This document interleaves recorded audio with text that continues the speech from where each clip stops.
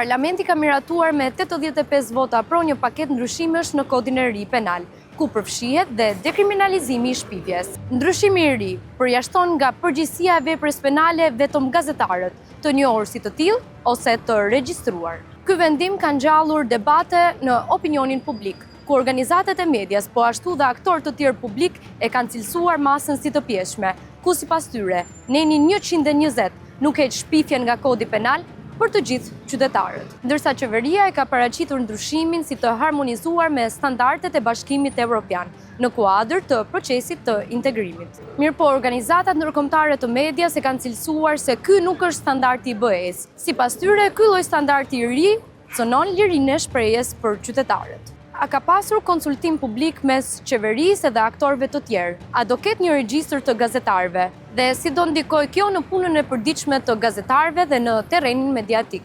Përgjigjen do na e japin ekspertët. Intervistën me ju, zoti Luku, dua ta nis pikërisht me një qendrim që ju keni mbajtur pak ditë më parë, ku shpreheni se ky dekriminalizimi i fundit heq edhe pak atë trysnin ligjore që kanë sot gazetarët. Për ta qartësuar, do të donim një qendrim të plotë edhe ku qëndron problemi i këtij kodi të ri.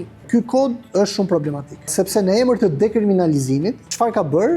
Ka bërë që të censurohet akoma më shumë puna e gazetarit dhe të vështirësohet gjithnjë më shumë. Pse e them këtë? E them sepse tani dënohesh për shpifje, qoftë kur gënjen me qëllim, qoftë kur gënjen pa qëllim. Gazetari thuhet aty përjashtohet nga shpifja, por ndërkohë janë disa pika të tjera që çfarë thonë? Thonë që okay, e publikove ti këtë informacion, nuk e dije që kjo ishte shpifje, po çfarë ke bërë ti si gazetar për të verifikuar këtë informacion? A ke bërë përpjekje për ta verifikuar? Dhe sigurisht këtu tani gazetari në gjykat, sepse aty në mënyrë eksplicite përmendet dhe kodi i gazetarit, është i detyruar që të tregojë përpjekjet e tij, pra kemi një futje të institucionit të drejtësisë në punën e gazetarit. Mendoj që ishte një harxhim i kot energjish dhe një ndërhyrje thellësisht nga pikpamja ligjore, thellësisht e gabuar dhe thellësisht jo funksionale, sepse sipas propozimit të qeverisë, personat që janë gazetar nuk hidhen dot në gjyq penal për shpifje, normalisht hidhen në gjyq civil për shpifje, por ato duhet të jenë gazetarë të regjistruar. Neve duke qenë se në Shqipëri nuk kemi ndonjë sistem regjistrimit të gazetarëve dhe nuk duhet kemi dhe nuk do të kemi, sepse është kundër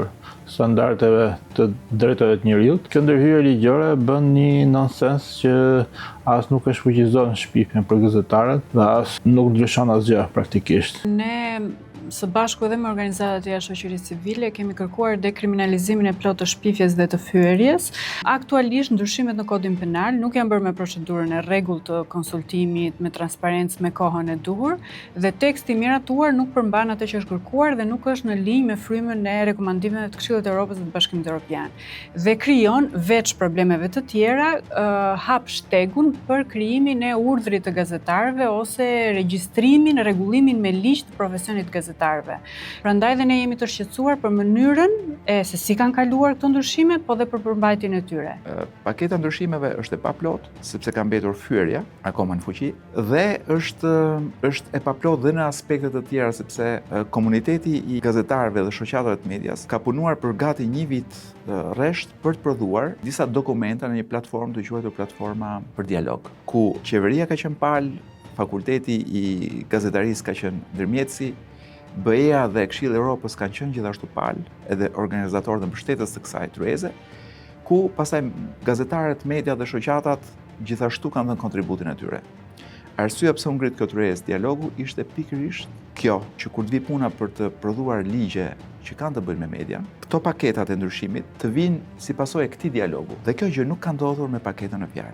Rekomandimet e organizatave të shoqërisë civile që merren kryesisht me mbrojtjen e lirisë së medias kërkuan që të dekriminalizohet plotësisht shpifja për gazetarët. Ajo çfarë në fakt ndodhi është që shpifja dekriminalizohet pjesërisht, pasi në kodin e ri penal ekziston një koncept i panjohur për ne, që nuk ka bazë ligjore gazetar me regjistër.